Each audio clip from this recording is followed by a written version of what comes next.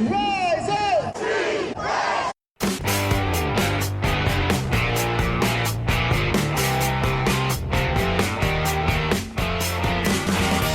This is the Rise Up See Red podcast, all about the Arizona Cardinals and the NFL, featuring insider and outsider perspectives. Enjoy the best hour of Cardinals talk on the web. Now here are your hosts, Jess Root and Seth Cox.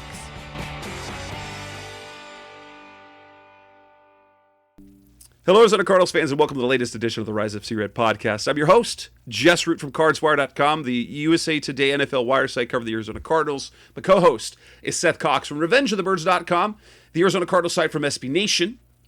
And this is episode 343. The Cardinals aren't in the playoffs. I'm going to talk about the playoffs. There is an all-NFC West championship game in the NFC. We had a great weekend of divisional round football. It was sad that the Cardinals weren't there, but let's in this episode, before we jump into the Cardinal stuff, let's talk about this playoff weekend, Seth. Just how fun was this weekend? Aside from not having the Cardinals in the round, how much did you enjoy the weekend of football? You know, it was a lot of fun, and it showed that, I mean, because, you know, you and I get inundated with ideas and thoughts from fans quite often, and we appreciate them. I want to say that too. That, you know, this is what the Cardinals need to do, and this team proves why. I thought it was interesting that 8 teams, 4 teams left, you know, obviously. Everybody's kind of lamenting that you have to have this type of quarterback, you know, the Patrick Mahomes, Josh Allen, and, well, you and I would agree that it would be lovely to have a Patrick Mahomes or a Josh Allen. Those guys don't grow on trees. In fact, they're very difficult to find. And so I think more than that, it was good to see, you know, a game like Green Bay and San Francisco where there wasn't much offense, and you saw defenses stand up and make plays for struggling quarterbacks or quarterbacks that made mistakes. You saw the same thing in the Tennessee-Cincinnati game. I mean, people are loving Joe Burrow, and rightfully so. He's played well. But, you know, if you go to the actual game, did he really play that well? He made some nice throws, but that was all about the Cincinnati defense taking the ball away 3 times. Yeah, and I mean, people look at it and go 348 yards. I mean, he played great, but I mean, he had no touchdowns.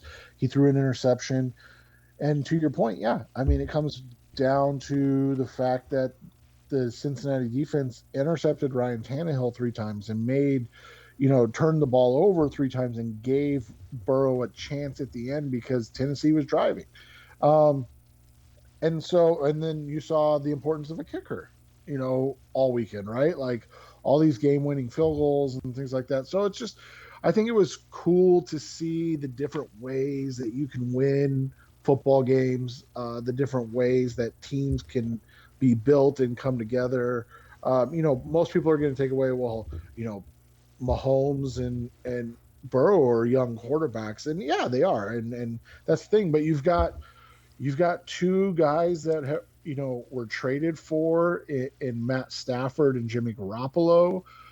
You've got 2 guys that, or 1 guy in Garoppolo who, you know, I would say 90% of the fan base wants gone and replaced by the rookie. And so that's the thing is, I mean, there's a lot of ways to skin a cat, and we're seeing it now in these playoffs. And I think that's the best thing that you can see is that while the quarterback is important, unless you're going to get an all-pro type, you need a complete team. And that, I mean, while this doesn't exonerate Cliff and Kyler from their, you know, their stinker of their first playoff appearance, it also shows how much further this roster for the Arizona Cardinals has to go in order to be in that same competitiveness of the 4 teams remaining.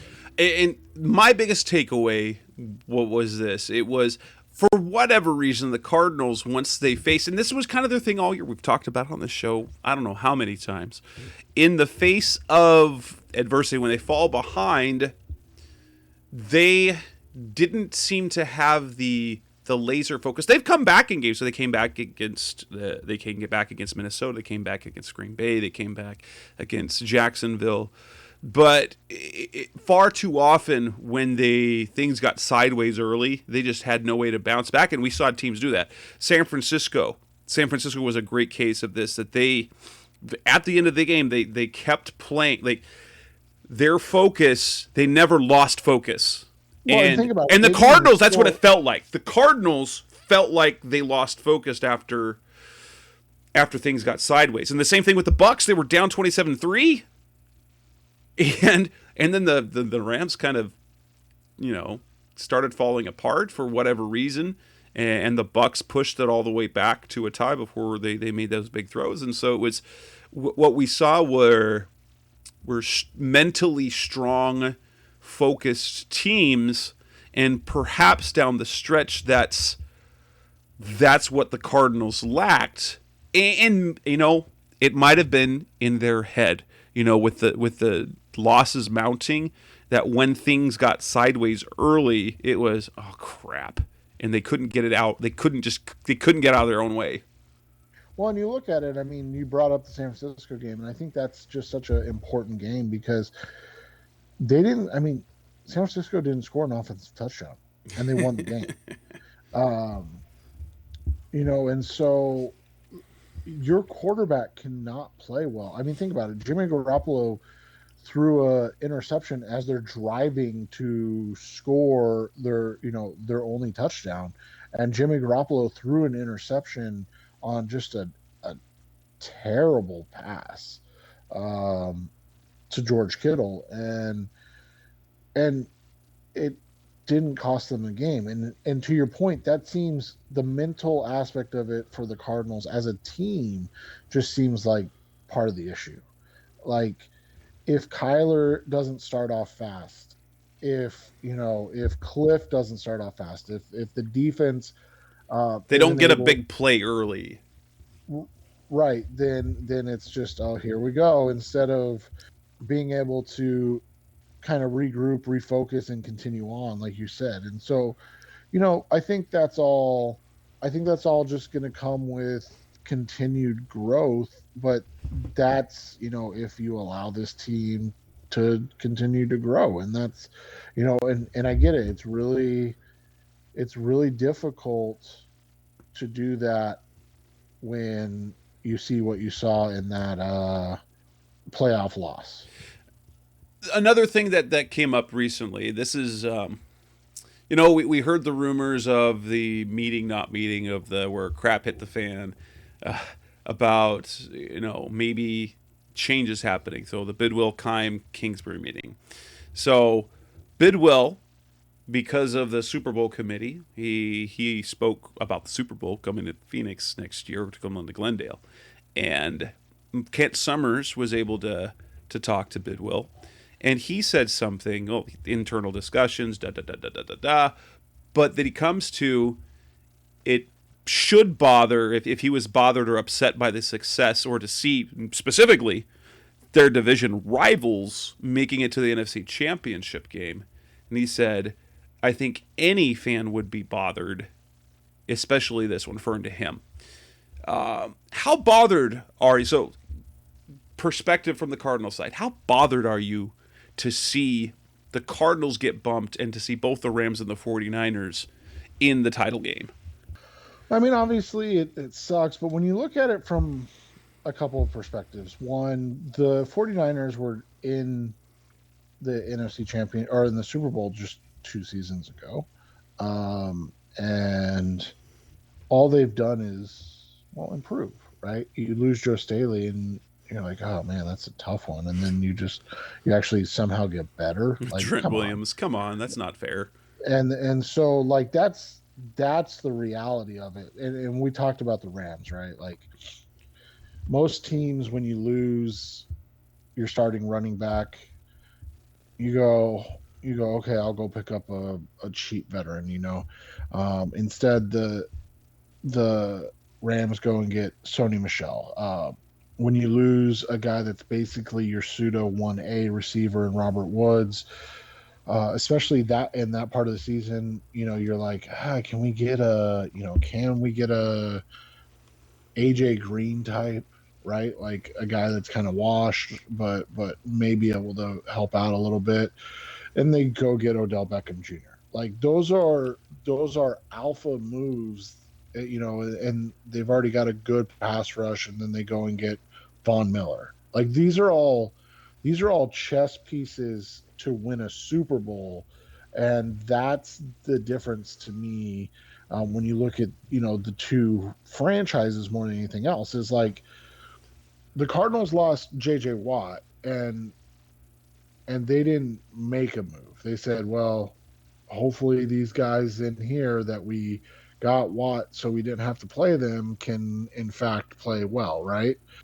And then you look at like the DeAndre Hopkins loss. You're like, well, hopefully the guys we have in place are more than enough. And so those are the things I think that make it where you've got teams that have built depth but are also really aggressive when they feel like they're close. And I just feel like while the Cardinals might be aggressive in terms of free agency or like off-season moves, they're not very aggressive in terms of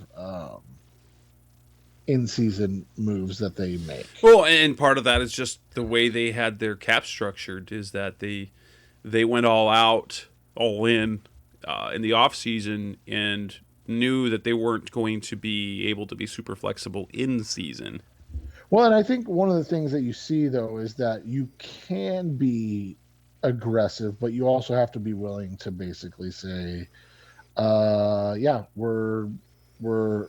we know that this is going to sabotage us for the next, 5 seasons, but we're going for it. Right. For me, I there's a mix of I don't know how bothered I am by it, because, well, one, there is a part of me that, while I am not actively rooting for the Rams, part of me would like to see the Rams win the Super Bowl overall, because we know what it does.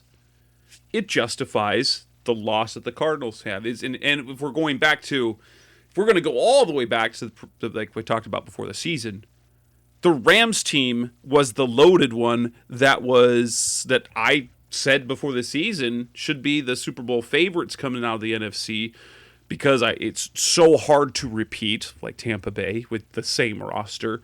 And this Rams team has always been good, and then they upgraded a quarterback. They just were super inconsistent, but get to the playoffs, they steamroll the Cardinals, they steamroll the Buccaneers for a half. If they win the Super Bowl, there's a little bit of, apart from hating it because they're a division rival, but there's a part of it that feels vindicated about why the Cardinals lost. The San Francisco thing, it only bothers me because, you can't control the other side of the bracket, but it only bothers me because we would have been able to play the 49ers at home. That's the one I'm like, we could have hosted an NFC Championship game where, in the Cardinals in the playoffs at State Farm Stadium, they don't lose. And so right. It's just disappointing. So it doesn't bother me to see, especially because we felt all year the NFC West was the best division in football. I've been on the record saying that I thought that all 4 NFC West teams had Super Bowl ceilings, and it was coming to come. Then the Seahawks, they had the least fortunate season. And San Francisco got hot down the stretch overall. And, it's good. Like, I'm not one to, as an Arizona State fan, I don't give a dang. I don't give a poop. I don't give a rat's rear about how the Pac-12 does overall. I don't want the Pac-12 to do anything. And I'm kind of like that same way for the NFC West, only it just vindicates, here it does, it just vindicates the fact that this is a freaking good conference. It's a freaking good division. And so maybe I'm not as bothered by it, because if the Rams end up rolling through everyone, you're like, well, that was the Super Bowl champs. For me, that's what it is. So it doesn't bother me nearly as much, other than the missed opportunity to be able to have hosted that conference championship game against the 49ers, against a team that they seem to match up really well against. Yeah, they definitely do, and it's one of those situations, like you said, where it's just unfortunate that they couldn't, that they found the hottest team in the bracket in the first round, and that they were unable to, get things going, and who knows, once you're in it and playing well. But we also know that this is a franchise that is, in terms of LA, that's all in this season, that they are 100%, they have to win a Super Bowl or this is a failure. And that's kind of like how Tampa Bay was last year and this year, right? Like, this season for Tampa Bay was a complete failure. Now, because of how the Cardinals played early in the season, we said, and JJ Watt came out and said this season was a failure, but there was no expectation. And now that's not to absolve them for how they played at the end of the season. That's not doing that at all. What I'm saying is that when you look at it from that perspective, they were never considered a Super Bowl team until they went 7-0, when they elevated expectations. But before the season, this was a team that was, hey, they're a playoff contender who could make some noise if everything goes right, and they did, and then they fell apart. They became essentially the team that everyone thought that preseason expectations. They made the playoffs, but that lost to the Rams. Right. And so, but that's the thing, is we only look at how they lost. We don't actually think about how they got there and everything like that. So, it is what it is. But yeah, I mean, for me, it's pretty simple. I'm cheering for the Chiefs. I mean, there's nothing else to it. I'm going for the Chiefs. I want to see the Chiefs continue to succeed if the Cardinals aren't going to succeed, because I like Mahomes. I like Andy Reid. I mean, it sucked that Andy Reid used Arizona as a prop to go get more money, but at the same time, the Cardinals were able to get a good little run out of Bruce Arians. So when you look at it from that perspective, you can't completely hate Andy Reid. Not at all. And if when it comes to outside of the Cardinals, for me, it becomes rooting for players that I really like, and they tend to be the quarterbacks. I would have loved to see Tom Brady win another one. I think that type of career we're never going to see again, and I want to keep seeing it go. And just the evolution of Tom Brady, the player Tom Brady, the public persona. He became much more likable at the back end of his career. But Mahomes, my goodness. There's kind of a pro and a con to rooting for each of the teams, or to whether it's rooting for or kind of backwards support. Basically, like the radio station here posed the question, which team are you rooting for in the NFC Championship game? The 49ers or the Rams? I'm like, the AFC. If in the heart of hearts, I just don't want one of them to win the championship, even though part of me would be comforted. I would be comforted by the Rams winning the Super Bowl, because it means, the Cardinals lost to the eventual world champions, and that's, they beat everyone else and won the championship, so I guess that there's that. But definitely, I'm Mahomes first. Joe Burrow would be fun. So Mahomes and the Chiefs, that's what you look to the franchise in terms of with Kyler Murray and all that, how you build a team to do it. You look at the Bengals. Oh, that young quarterback did it. So you kind of see, it's bittersweet, because you're like, oh, they did it. They did what we wanted to do and did it a year faster with Joe Burrow. Then you look at the 49ers, and you're like, Okay, I don't think there's no scenario for where you're rooting for the 49ers. Right. And then the Rams, it's more of a case of you hate them because they're the division rivals. But then there's the comfort of having lost to the eventual champs, and then you're like, that justifies their loss in the playoffs. So, yeah, I'm rooting for Mahomes, but basically, please win the Super Bowl AFC so that so we can be okay with it. and the part that bothers me about the Rams is like you went all out, like you went all in this year to win a championship, and then to do it kind of like the Bucs last year, but they had Brady, which is different, and to have it pay off, and you're like, no, that's not supposed to happen because Right. You're supposed to build the right way, and, right, and you're supposed to be heartbroken because you're like, yeah, we're gonna go all in, and then you lose, and then you're sad, and we like to see sadness from other teams because, hey, if there's one thing about sports fans, misery loves company, and right, exactly. you know what, being a fan of a team, I don't know why we do it. It's natural to do it, but it's all it is sadness and rage and disappointment because only one team gets to be happy at the end of the year. Only Right. one. Only one. And ours has never been happy. So. Nope. Never.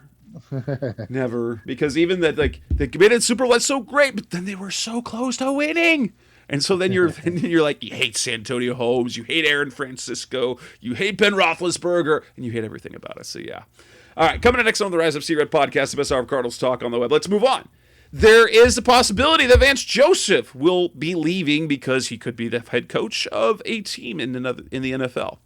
What does that mean for the defensive coordinator position? Who would make a nice fit? That's coming up next on Rise of C-Red. We're back on the Rise of C-Red podcast, the best of Cardinals talk on the web. It feels like Vance Joseph, defensive coordinator for the Cardinals, it kind of feels like, DraftKings has it going as well, so he's kind of the betting favorite right now to land the head coaching job of the Miami Dolphins, a place where he coached before one season. He was the defensive coordinator there in 2016. And he parlayed that performance into his first head coaching job with the Denver Broncos. And the vibe coming out of everything out of Miami is that he's the favorite to lead the position, which means the Cardinals would need to make a change. They would have to hire a new defensive coordinator. First off, we kind of talked about this before, but do you want Vance to get the job? Like, from a Cardinal standpoint, for Vance, the person, yes, absolutely, get another chance, get to be a head coach with a young quarterback you believe in. But as we're looking ahead specifically to 2022, is Vance Joseph leaving the best thing for the Cardinals? I go back and forth. I think for one reason it is because I think that they just need a new scheme, not a new voice, a new scheme for the defense. And so for that reason, I say yes. I also say no. And the reason I say no is because I do worry that it's going to be difficult to find a veteran or seasoned coach that's willing to come to an organization with two guys that are lame ducks in Cliff Kingsbury and Steve Keim. Yeah, that is tough. That's the one thing that's tough. Well, and so are you going to be able to bring a guy in who can build the defense up without having it step back? Let's be honest, the Cardinals kind of struck gold that first year when they went from Todd Bowles to James Bettcher. James Bettcher had not been a coordinator at all. Arians believed in him. And they statistically, they maintained or even improved, even though there were definitely some flaws in Bettcher as a coordinator, as we would find out over the next couple of years. But far too often when you change coordinators, you see a dip in performance. And we saw it, we saw it from the 49ers. We saw it from the Rams, some of the defensive inconsistencies. And so you've got to be able to tread water on the other side of the ball. And so then it becomes the question of how much do you want continuity and how much do you want to change things completely that perhaps is better for the team? The Cardinals in 2014, after 2014, opted for continuity so that James Bettcher was basically building on the Todd Bowles defense. Would you rather see them, and you obviously said different scheme, see a continuation of Vance Joseph's style of defense or a new one for 2022, and a team that, 2022 now becomes that window to show that they're not going to be that they're trending still in the right direction. They can close the season strongly, make the playoffs, be competitive in the playoffs. Yeah, and that's the thing is I truly do think that they need to move on from Vance. And so whether he gets a job or not, I think they need to move on from him. And it's not that I don't think Vance is a good coach. I actually do, but I feel like he and Cliff both being players coaches, and that's one of the things you're seeing coming out of Miami right now. One of the positives about him is that players love playing for him. And we've heard from Jordan Hicks and Zach Ertz this offseason how much they enjoyed playing for Cliff, and because Cliff treats them like men, because Cliff more or less is a player's coach. I think it's hard to have two of those guys as kind of basically, I know they're not, but co-head coaches, because then it seems like it's on the team to come out and have that kind of fire in your eye. And these guys are professionals, so let's be frank, they should not need motivation to play hard and things of that nature, but they're also humans, and sometimes you do need that voice. And so I think getting a guy in that way, I've mentioned a couple names to you, like a Mike Zimmer, a guy that is schematically, in my opinion, superior to Vance, but he's also kind of a hard ass, right? Like he's kind of an old curmudgeon guy. That might be a fit. That being said, does he want to even coach? That's a fair question. And like Mike Zimmer it'd be interesting because if you kind of look at the Cardinals roster, you want to look at what's gonna if Vance leaves to be a head coach. Now that benefits the Cardinals because it'll pick them up a couple of draft picks, and it's good for Joseph himself because he will land a head coaching job. Is the team, is Michael Bidwill, is Steve Keim, are they going to insist on maintaining that 3-4 defensive scheme? With Chandler Jones probably on the way out, with your young linebackers and your veteran linebacker and Jordan Hicks on the team, it's almost, and you've talked about this, is this and the way Byron Murphy is a better playmaker, not necessarily lined up man-to-man and press all the time, that perhaps a 4-3 not press man defense might be the better fit for the personnel that they currently have. Yeah, I think kind of what the Seahawks did would be probably better for them. But, and that goes to a larger discussion that you and I can have on this show at another time. But, the insistence, like you said, on being a quote unquote 34 team, like, and not just that, but a 3-4 attacking. Right. Is that just because that's where they had success once, that was where their success was, so that's where they want to stay? Because it doesn't, based on like draft picks, it doesn't always feel like that's where they are. So I think this team's got a lot of opportunities in their hands that we honestly, let's, you and I, be completely frank about this. We didn't see this happening. And it's not a done deal by any means. So it could be Vance coming back and this is all moot. But when you look at it, you and I, we're like, I don't think Vance is getting, like, we were, especially the way how the defense kind of faded. Finished. Right. Yeah. You wonder, but here's the thing. Miami makes a fantastic fit, and Joseph is a fantastic fit there because if you look at what they looked for in Brian Flores, just the problem was Brian Flores was unlikable. Yeah, So you get the same type of leader, the same type of defensive mind, the same, honestly, and the minority aspect does continue to be attractive. Only you get a nicer version of Brian Flores and Vance Joseph, who has had a head coaching experience. And honestly, if you look at his time in Denver, the failures were not. He didn't win enough games, but at the same time, the Broncos have had a mess at their quarterback position. He was trying to win games with Trevor Siemian and Paxton Lynch and to the like. And so he just didn't have a quarterback.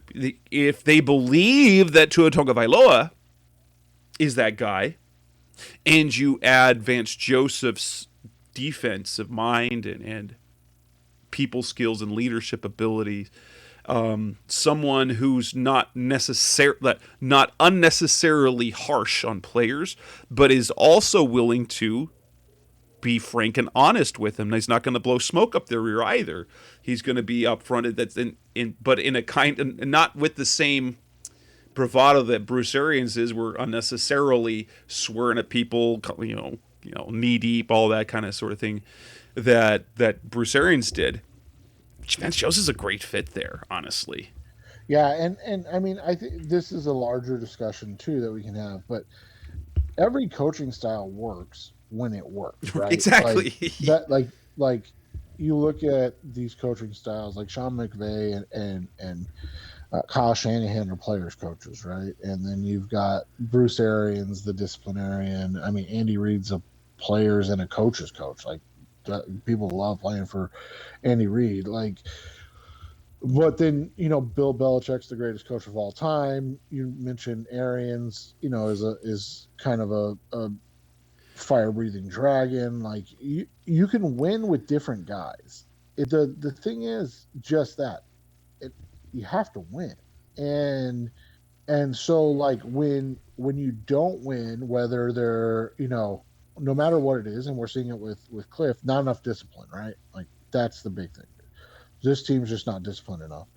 And so typically what happens to NFL franchises, what do? They swing wildly in the other direction, right? So you go from take player freedoms away to say very regimented, very strict, very harsh. Right. So like a guy you would replace Cliff with would be like a Brian Flores, where think about it, like players and coaches didn't want to work with him. That's baffling, man. Like, and they won 7 games in a row to end the year, and the GM and they're like, so like, nope, can't do it, man. Like, can't do nope, it. Don't like him. So there's a couple of ways that they could go. So continuity wise, let me give you a couple of names. Let me give you a couple of names that would maintain kind of the core of the defense. One, promote Billy Davis. He's been a defensive coordinator in multiple places. He was a defensive coordinator for the Cardinals. He is of the same sort of coaching tree and style of defense, running a 3-4, Wade Phillips-ish type. Or they could go get the original version of the Wade Phillips defense and go with Wade Phillips. I really like the idea of Wade Phillips. One, just because of the track record. If he coaches a defense, that defense goes to the playoffs, which is the type of thing they need right now. Billy Davis would maintain that continuity, but I know he would be. Let's be honest. That would be a largely panned move. That would the fans would really hate that. Honestly, they would hate it. He's been a defensive coordinator before. Like, here's the thing: he's got the resume to do it.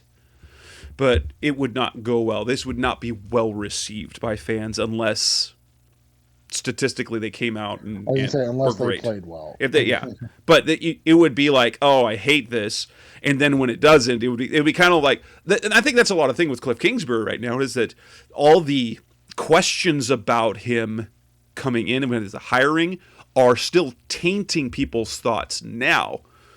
Like, It's like he was a horrible pick from the beginning. He's going to playoffs, but he's horrible. He's the worst coach in the world. And that sort of thing. But yeah, Billy Davis does not move the dial for me. Wade Phillips, though, I'd be all about that. I would love that. Yeah, and I mean, you look at it, if you, like you said, if you want to have continuity, those are the guys, right? You got to bring in somebody that either runs the same type of defense, so somebody from the Wade tree, or you bring in Wade. I've heard a couple of people mention Buckner. He's gotten some looks from colleges. But that's the position. I know he's trying. I know he wants to move up. The thing is, what makes it interesting about him, what is he schematically? That's the big mystery to me. What is he schematically? Because we know nothing. Because he was not part of the original. He's not part of the original defensive staff. So he's worked for 3-4 teams. Because he was with the Cardinals before, with the Bruce Arians and Todd Bowles and James Bettcher. He was with 4-3 teams in Oakland back before then, and I think it was before he was Las Vegas, and then he comes back to a 3-4. What scheme would he run if he were coordinating his own defense? That becomes very intriguing. That's the unknown. We don't know if he'd be a good quote. He's a great position coach, or he's in terms of what. He's a highly respected position coach. And I mean, let's be honest, he's got a bunch of suitors, so obviously, he's not just respected by the players. So, but yeah, so I mean, and then who's the defensive backs coach? I can't remember his name off the top of my head, but there's Robertson, Marcus Robertson, Greg Williams. Robertson. So you got those guys. If you keep it in-house, like you said, Billy Davis is probably the most likely just because he's done it before. If you go outside, I mean, you've got some options. We talked about Zimmer. He's a 43 guy.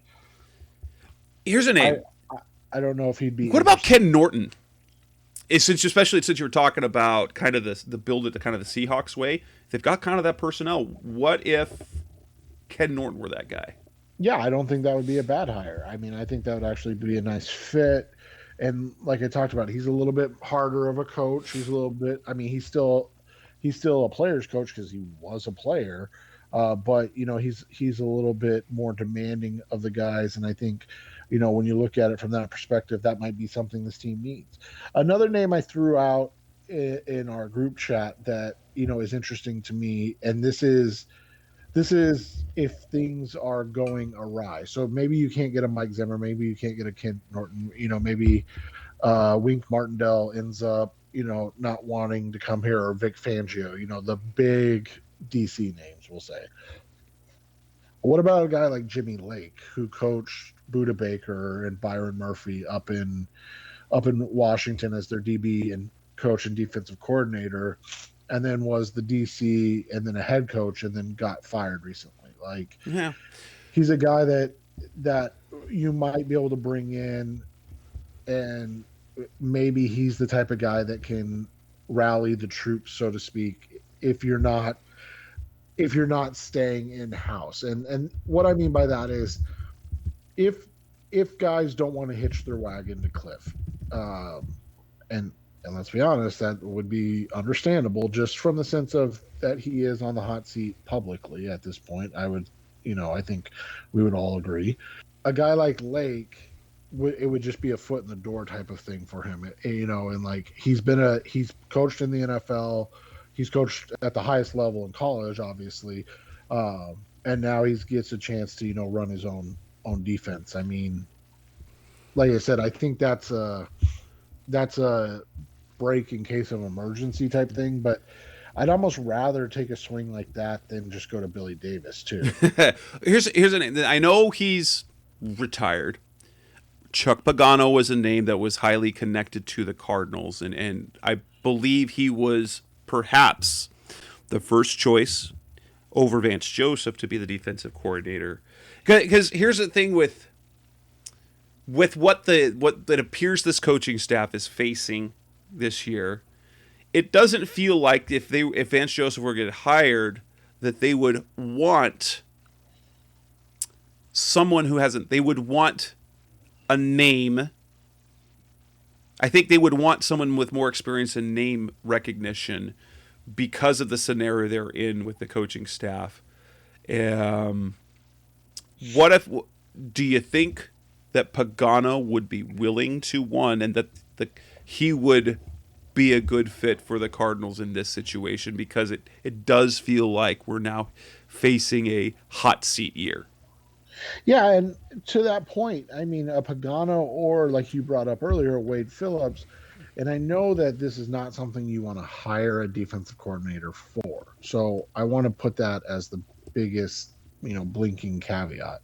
However, if you hire a Pagano or a Wade Phillips and you get off to a slow start, 1-4, 0-5 for whatever reason, those are guys that have been head coaches in the league too, right? And like they'll command the respect of the team if they were to move on from Cliff in season. And who could, because they've done it before, potentially could lead a rally towards the end of the year.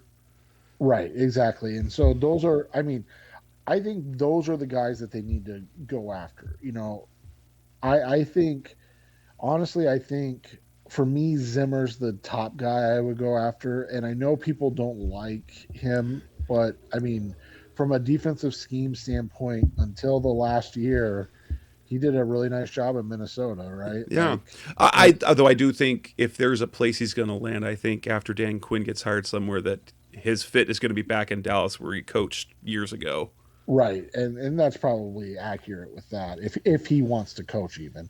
But to your point, like those are the type of guys I would go after. I wouldn't want to bring in.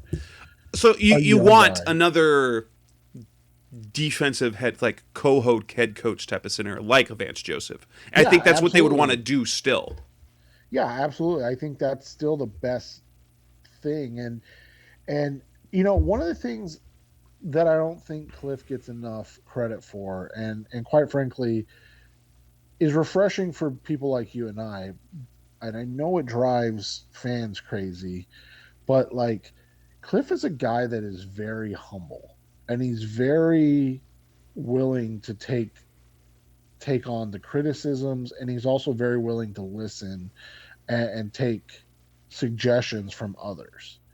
And I just feel like that gets overlooked a lot of times because people just have fun, clowning on him because of his end of the season failures, and rightfully so. Like you can't ignore those things. But when you look at it, like Cliff never throws his players under the bus. Never, literally never. You will not hear that. The AJ Green thing against Green Bay was as close as I've ever heard him to even place any sort of blame on any player. And what did he say?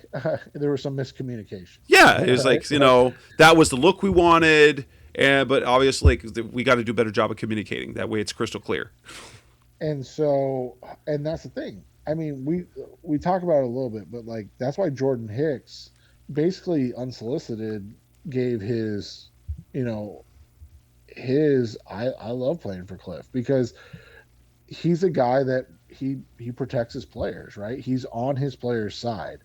And he's the same way with his coaches. Like, I'm sure there's times he wanted to go out and be like, I didn't agree with what Kugler was doing blocking. I didn't agree with what Vance was doing on defense. I'm sure there's times like that. And I'm sure there's times where he's had those conversations with them privately, but we never hear about it. And that's the thing. So I don't think Cliff has an ego where he's going to, not allow a guy to come in and be helpful and listen. And I think he's willing to learn from a Zimmer or a Pagano or a Phillips, just like still continue to grow as a coach.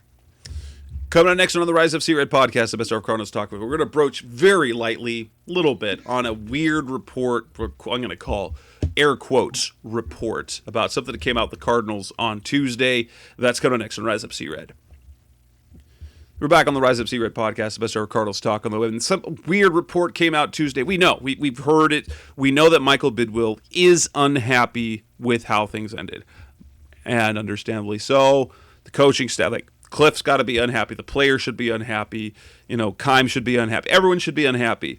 But the report, I'm not going to call it a report, but it was a suggestion. It was the statements of two presumed facts. One, by Jason La Canfora, who is not, let's remind, he is not a legit NFL reporter. He's a reporter, opinionist, but to consider him a like real NFL reporter these days is, I think it's a stretch.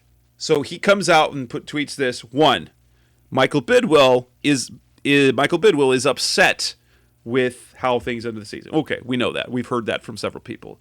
And two, I'm hearing that coaches have not been paid their playoff bonuses. Framing it in such a way, one, Bidwill is upset. Therefore, they did not get their playoff bonuses, which set Cardinals Twitter kind of on fire. They're like, "Oh, it's poverty franchise. We're a dumpster fire. We're a trash. Like we're awful. Greedy Bidwill. Blah blah blah." Then Pro Football Talk, did some actual reporting. Actually contacted the team and said, we were just eliminated 8 days ago. 1, 2, they're being processed. I don't want to spend a lot of time on this because there's the notion that, do you really think I would like to think, and this is just based on logic and common sense in my mind. Okay. Someone obviously probably thought that they should have been paid their playoff bonuses. And I know that money comes differently than their regular game checks, and it's bonuses and things like that. So the amount might vary from this or that. But one, how many times, I'm going to pose this to all you listeners out there. How many times have you, think about where your wages are set. Do you get paid immediately for things or is it hit a pay period after that? So, and that's my thing, is like, okay, if we're going to make it sound like the Cardinals are withholding money because they're upset with the finish, frame it that way. You need to say the Cardinals are withholding playoff bonuses, which now becomes which makes no sense at all, because that would ruin them as a franchise. That would ruin everything about their reputation league wide if Bidwill did do that. Did he say, maybe he said something in the notion, but my guess is someone is unhappy with how things have been handled since the end of the season, leaked word of that, we didn't get paid yet. Even though they probably wouldn't have gotten paid. When I get paid for my football work, they invoice it, and it takes anyway between a week, 9 to 15 days for that invoicing. And I'm sure that's what because this is not a regular payroll thing. You have to, contract, invoice, payroll, blah, blah, blah. That's not an instantaneous thing. That takes several days. So what was your takeaway of this? Because I don't get upset at many things. I was very upset with the way that La Canfora framed it, because it seems so utterly outrageous that an NFL team would be, or an owner would be petty enough to just say, I'm withholding this money, when we know that money is contractually linked. And if he were to do that, there would be zero. There's zero winning for him in there, other than he's sending a message, but that would lead to legal trouble. That would lead to league problems. It just seems absurd to me. Yeah, and it would be one of those situations where, like you said, if that was the actual case, one, that's going to become public because there's going to be lawsuits, right? And then you talk about a poverty franchise. Whether or not we agree with everything that Michael Bidwill does, one of the things he has elevated the reputation of this franchise. Well, not just that, but you wouldn't want to go. And I don't even think Bill did anything like that. That's just that's stuff that. That's honestly, next level petty. Yeah, that's stuff that just doesn't happen. So I'm not surprised that it's a La Canfora report. He's a silly guy.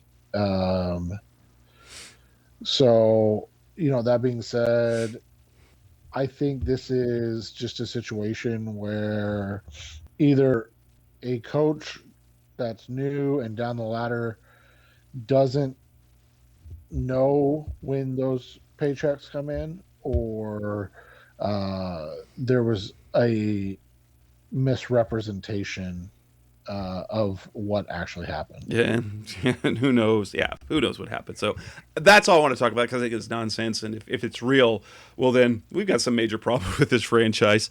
If that is a real thing that the individual was withholding money that they are rightfully due, okay, then we've got have another discussion about and that'll lend credence to some of the nonsense we hear about this franchise from some other local radio people. So let's not talk about that. Coming next on the Rise of C-Red podcast, the best of Cardinals talk on the web. We are going to look back at the roster, and we're going to talk about position groups and not necessarily grade, but we're going to evaluate the different position groups. We're coming back. We're going to start on the offense side of the ball. That's coming next on Rise of C-Red. We're back on the Rise of C-Red podcast, the best of Cardinals talk on the web. We've got all this off-season stuff, but before we move forward to the off-season, who should stay, who should go, positional needs, let's look kind of and grade/evaluate the different position groups, and rather than a letter grade, which we're just throwing a letter. So I want to go like this. Did the position group, were they great? Were they good? Were they adequate? Or were they subpar? Let's start with the quarterback position. If you had to look at the totality of the season, what would you grade? How would you evaluate the quarterback position? So Kyler, almost all this season, and then a little bit of Colt McCoy when he came in. I would say good. I mean, there was obviously the end of the season that we wish was better. That being said, I mean, the overall outcome of the season and the play was good. Yeah, and I think that if we're going to say it's good bordering on great, it started great and it tailed off. And so to average. And so, yes, yeah. I think they were good to great, but the totality was they were good, but they weren't good enough. So, yeah, that's fair. Running back, would you say they were great, good, adequate, or subpar? I would say they were adequate, bordering on good. And the reason that I would say adequate, bordering on good more than anything is that because they were injured. They missed 7 games combined, and they were nicked up in a number of other games. And I mean, I'm going to call their running back group good. I think it would have been great if we had the Chase Edmonds, James Conner duo for the entire season. Well, but the last half of the year, you basically got one or the other. But what we saw this year, which was much better than in 2020, is that the running game was able to thrive without the production from Kyler Murray. And so for me, the running back group was good. They weren't great. They had great moments, and I think they were better than adequate personally.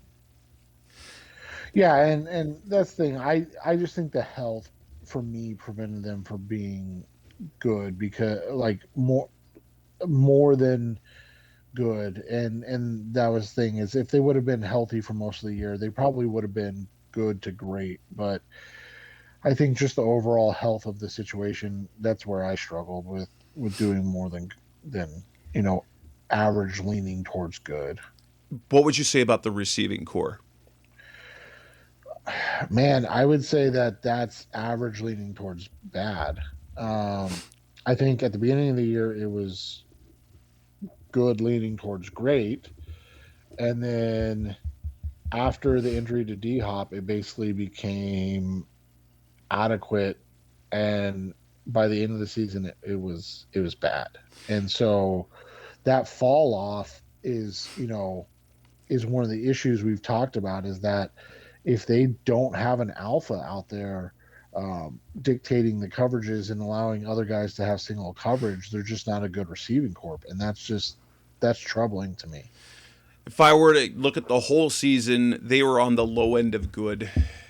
AJ Green, I mean, let's be honest, if we look at his overall, he was wildly inconsistent, but if you look at the end of the year production, you're saying we would have, when you take 50-plus catches and over 800 yards, yeah, sign us up for that. Christian Kirk nearly cracked 1,000. Sign me up for that. The problem was DeAndre Hopkins was lost for most of the year, and so they went from being good to great to the low end of good, and basically the season was more adequate to me. They were adequate at best, because then the passing offense mostly was the result of James Conner and Zach Ertz. So, yeah, low end of good, creeping down into adequate, but there were reasons for that. It would have been nice to get more consistent play from Kirk and Green after Hopkins' injury, but I don't want to take away from the overall season that Kirk had. He had a solid season, and Green had a bounce-back season, most certainly. It showed that he still has something in the tank, even if the legs necessarily are there still. Yeah, and it'll be interesting to see what they do, because both those guys are free agents now. Yeah, that's one of the major things is we'll be getting into in the shows to come. Tight end. So that started out with Max Williams playing at a high level for him. Then it went to where you got Darrell Daniels. Then they go get Zach. Well, I guess if there wasn't, so it was basically from Max Williams to Zach Ertz with some play with Darrell Daniels and Demetrius Harris. And, the Darrell Daniels, who, of course, naturally in a playoff game should be a central piece of the offense. For the first time all season. Yeah. So, how would you grade the tight ends overall? I think they were good, because I think Max and Zach brought them there. I think that that's a good group, man. Like, at the end of the day, I think that if you can get those two back, you're in a good spot. Yeah, it would be fantastic to get those back. I have them, like, the position overall, that's at the low end of good. I think Max, that was really unfortunate because he was having such a good year. But had he not gotten hurt, then we would have gotten Ertz, and I think Ertz was critical down the stretch. And, man, if you can bring both of them back at reasonable, if you can bring them back for like 11 or 12 combined, like eight and 4 or something, that's beautiful. That would be ideal. That would be fantastic, and it would make the Cardinals it would give Cliff Kingsbury so much flexibility,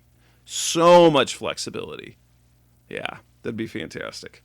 Offensive line, that's the other thing. So offensive line, what would you give them overall this year? I would go bad, leaning towards average. Injuries really derailed this whole group. I think they got 2 starts all season with their projected starting 5, and you had ups and downs at every position. So all of those things factored in. I think they were bad overall, because they ended up, after the hot start, they ended up really just falling off at all positions, and I think the only guy that really produced what I would say a consistent year from start to finish was Justin Pugh. Yeah, you can say that. I don't considering the overall success the Cardinals had and the highs down to the lows, I would still give this offensive line adequate grades. They were adequate this year. When you wanted them to be good to great, because they were good last year. They were good in 2020. This year, they dipped back, and that was a lot because of the injury bug. So I would say overall that they were adequate because they did a good enough job in most of the games. There were, the Rams game was an abomination. It's interesting. So the drop off of the play of Josh Jones for whatever reason. Max Garcia started out great, then he kind of dipped down the stretch, but he had some physical issues going on. Missing Rodney Hudson, he gamed with Sean Harlow there. I would still say that group was adequate overall, because we've seen some other teams. It definitely could be worse. They definitely weren't good this year, even though they started that way. But I don't think that they were overall subpar. There were subpar stretches to the season, especially at the end, but I think the overall play was adequate. Yeah, I think that's fair. Coming up next on the Rise of Sea Red podcast, the best hour Cardinals talk on the way. We will be back and we'll finish up talking about position groups on defense and on special teams. That's coming up next on Rise of Sea Red. We're back on the Rise of Sea Red podcast, the best hour of Cardinals talk on the web. We move to the defensive side of the ball. And we're going to look at the defensive interior, we'll look at the edge, we'll look at the linebackers, corners, safeties, and then we will look at the overall special teams. The defensive interior, that's a tough one for me. They definitely was, especially, you had disappointment from Jordan Phillips for the amount of time he missed. You got very disruptive play from J.J. Watt, but then he was lost for half the season. You got improved play from Zach Allen, making it look like he is the player that they wanted him to be and still has some direction to go. Lecky Fotu wasn't bad, but he didn't progress, and I think Rashard Lawrence didn't move forward. So I'm going to say that defensive front overall was adequate. And I think I'm going to find that I'm probably not going to give subpar to really any group completely, considering because the Cardinals had the season, they had a good season, and they were even down the stretch while they were bad. Like you look at the totality, they were at least adequate. So I'm going to say that defensive interior was adequate, but needed it to be good to great. Yeah, and I think adequate's fair if you factor in Watt. After Watt, I think that they were bad. And that's where it was felt the most was along that defensive line where all of a sudden they couldn't get pressure and then they struggled, to stop the run. So that's how I would look at it. With Watt, they were adequate, and like you said, you got to factor in when he was in there because when he was in there, they were actually good. Yeah. But you go to the edge now. So you've got the combination of Chandler Jones, Marcus Golden, throwing to Devon Kennard, a little bit of Dennis Gardeck, and a mix of Isaiah Simmons for part of this season. And then at the very end, Zaven Collins. The edge presence, which we needed them to be great. That was kind of what they were banking on this year, was a great pass rush duo of Chandler Jones and Marcus Golden, then again J.J. Watt in the interior. And to me, they were on. I think it would be a disservice when you look at the overall production to say that they were only adequate when you have two double-digit sack guys. They were on the lower end of good, but they needed to be great. Well, and I think the way you can look at it too is that they had great games, but they were overall adequate because they also had. They never were that. I think that was the biggest thing. They were never good. They were or even adequate. They were either they were very boom or bust this year. Yeah, they were either a crazy game with one or two sacks and a bunch of tackles for loss, or they were basically not visible. And that was the weirdest thing. And there were weeks where one of them would be super productive and the other one would be invisible. And then there were weeks where both of them were productive. And so, I think adequate's fair because, like you said, their production was good. But I think that their consistency was really bad, and that to me was the biggest thing, is that there was too many ebbs and flows for this team. And like you said, they needed them to be great, and that means when you're off you're still an average player, and when you're not off you're still a good player, or when you're not on all the way you're still a good player. But that was the thing, it's almost like they skipped those two. They were either the best players on the defense or they were invisible, and that was the weirdest thing to me about them, because early in the year, after the 5-sack game, even Chandler disappeared Several games. Now, there were games where he was, like, he didn't get sacks. There were games where he looked very active and disruptive but didn't have the production. But there were games where you're like, where was he? Yeah, you're like, is he playing today? Like, and so that's the thing is like, that was a hard one, man. Like, that one really was difficult because, like you said, their production was good, but it's just the consistency of that production that made it difficult. And when you look at the inside linebackers, this is an interesting group because production-wise, Jordan Hicks played well. Isaiah Simmons' stat line looked good. But then you've got Zaven Collins in his playing time, Tanner Vallejo, Joe Walker. I want to say that this group was adequate, and I'm going to stick with they were adequate, but athletically, I think they were counting on this group to be good. So they underperformed, so they were subpar comparatively to the expectation. But I think that as a linebacker core, that inside group was adequate, and it's mainly because Hicks played much better than we expected him to play, and Simmons, even with some deficiencies this year, still had a pretty dang good year. Yeah, he took the step that you were expecting, and I think adequate's fair. And part of the reason I think they were only adequate was because the defensive line play in front of them without Watt was bad. And so, that goes back to what we talked about. Like, more than any position, you need those off-ball linebackers really need a lot in front of them, and they just didn't get it this year. And so I think, for that reason, you saw what you saw.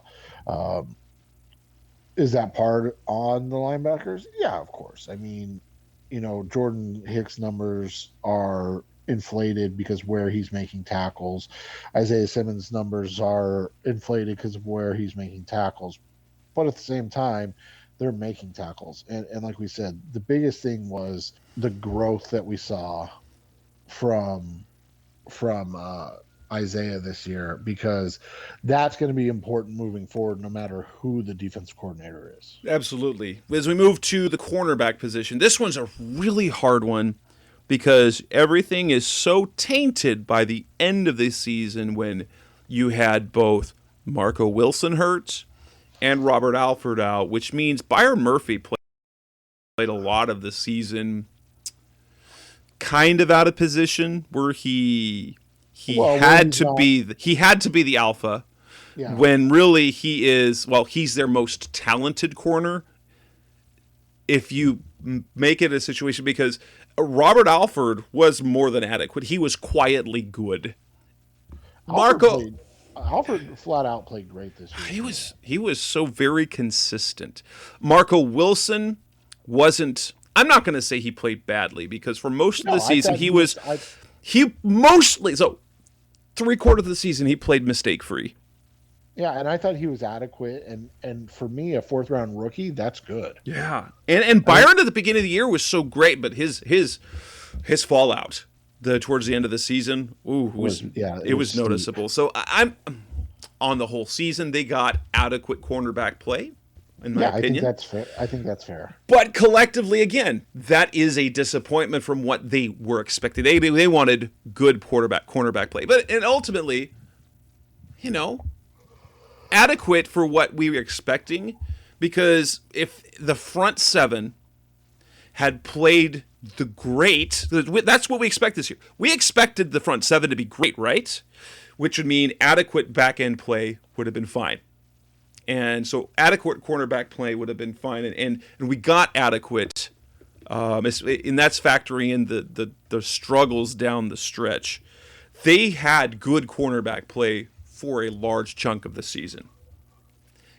The bad play is what dropped it to adequate. But let's not forget that this was a good cornerback unit for much of the season. Yeah, no, I agree. And that's the thing, is you're going to go to the end of the season and look how bad Murph played and Kevin Peterson and Breon Borders and those guys, and go, ugh. But the reality was, before that, it was a good it was a good group, and so I think when you look at it from that perspective, you have to say it's adequate. And the safety group, I hope that you agree on me of this. This is the one position group that was great, consistent all year. Buda Baker was great. Jalen Thompson took huge steps. Oh my goodness! After missing all that 2020, so we've heard Vance Joseph talk about how good Jalen Thompson, how much he really, and he became that. Not only did he become the back end, the eraser in the back end to stop huge plays, but keeping big plays from being back-breaking plays, which he's been good at since he became an enforcer. You might say that you have one of the best safety duos in the league. It's not going to get the hype that Buffalo's with Poyer and Hyde, but they're right there. Yeah, it will if you're playing deep in the playoffs, and I think they are one of the, probably one of the top 3, if not 5, safety duos in the league. And this is a great group, and I said it, and I know it's a negative when it comes out this way, but it is something to think about. Like, it is, when you look at it, those are the best 2 pieces they have on defense to sell a defensive coordinator.